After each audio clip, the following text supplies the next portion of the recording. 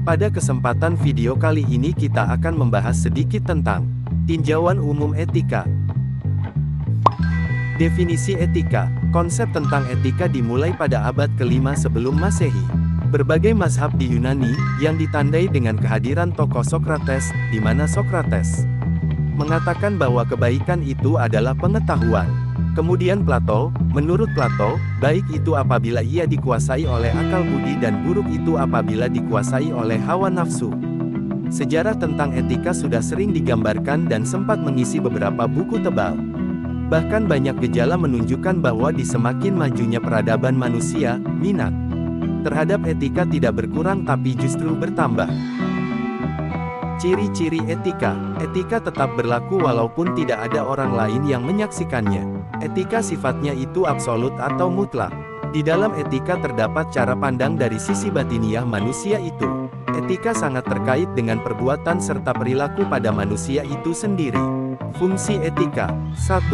Tempat untuk mendapatkan orientasi kritis yang berhadapan dengan berbagai suatu moralitas yang membingungkan. 2. Untuk menunjukkan suatu keterampilan intelektual yakni suatu keterampilan untuk berargumentasi secara rasional dan kritis.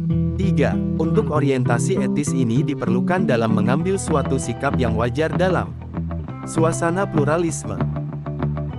Manfaat etika. 1. Dapat menolong suatu pendirian dalam beragam suatu pandangan dan moral. 2. Dapat membedakan yang mana yang tidak boleh dirubah dan yang mana yang boleh dirubah.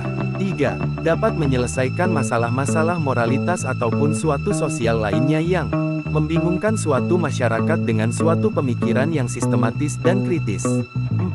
Dapat menggunakan suatu nalar sebagai dasar pijak bukan dengan suatu perasaan yang bikin merugikan banyak orang, yaitu berpikir dan bekerja secara sistematis dan teratur, step by step.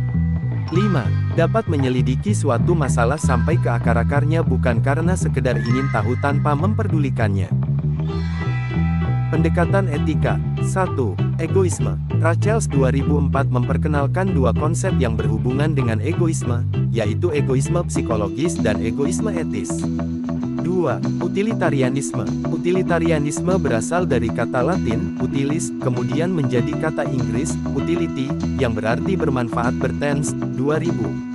Menurut teori ini, suatu tindakan dapat dikatakan baik jika membawa manfaat bagi sebanyak mungkin anggota masyarakat, atau dengan istilah yang sangat terkenal, the greatest happiness of the greatest numbers. 3. Deontologi.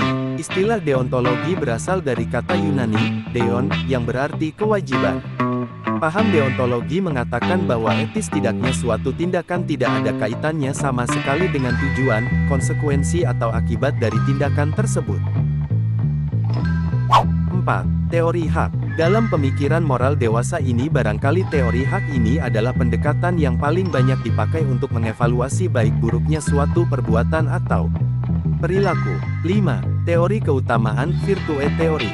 Dalam teori-teori yang dibahas sebelumnya, baik buruknya perilaku manusia dipastikan berdasarkan suatu prinsip atau norma. Dalam konteks utilitarisme, suatu perbuatan adalah baik, jika membawa kesenangan sebesar-besarnya bagi jumlah orang terbanyak. 6. Teori etika teonom.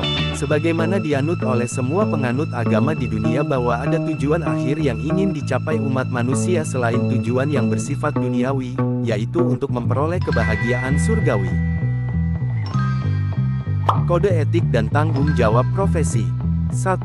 Kode etik. Kode etik merupakan suatu sistem norma, nilai serta aturan profesional secara tertulis yang dengan tegas menyatakan hal baik dan juga benar, serta apa yang tidak benar dan juga tidak baik bagi profesional. Secara singkat, pengertian kode etik adalah suatu pola aturan, tata cara, tanda, pedoman etis di dalam melakukan suatu kegiatan ataupun suatu pekerjaan. Kode etik profesi. Etika profesi atau kode etik profesi merupakan acuan perilaku individu atau perusahaan dan dianggap sebagai perilaku yang diikuti oleh peserta dalam kegiatan profesional. Tenaga profesional memiliki pengetahuan dan keahlian khusus, dan secara khusus telah merumuskan kode etik untuk mengelola cara menggunakan pengetahuan dan keterampilan tersebut, terutama pada masalah etika. Fungsi dan tujuan kode etik profesi. Kode etik pada dasarnya memiliki rangkap fungsi, yaitu sebagai pelindung dan pengembangan profesi. Fungsi ini sama dengan yang dikemukakan oleh Gibson dan Michel tahun 1945-449 yang menjadikan kode etik sebagai kode untuk menjalankan tugas profesional, dan menjadikan masyarakat sebagai kode jabatan. 1. Menjaga martabat profesional. 2. Menjaga kesejahteraan anggota. 3. Meningkatkan layanan profesional. 4. Tingkatkan layanan profesional. Pengertian dan tanggung jawab profesi. Etika mengacu pada suatu sistem atau kode perilaku berdasarkan kewajiban moral yang menunjukkan bagaimana seorang individu berperilaku dalam masyarakat. Rasa terhadap etika mengarahkan individu untuk menilai lebih dari kepentingan diri sendiri dan untuk mengakui maupun menghormati kepentingan orang lain. Perilaku etika juga merupakan fondasi profesionalisme modern. Profesionalisme didefinisikan secara luas, mengacu pada perilaku, tujuan, atau kualitas yang membentuk karakter atau memberi ciri suatu profesi atau orang-orang profesional. Profesional selalu memperhatikan cita-cita luhur profesi sesuai dengan tuntutan kewajiban hati nuraninya.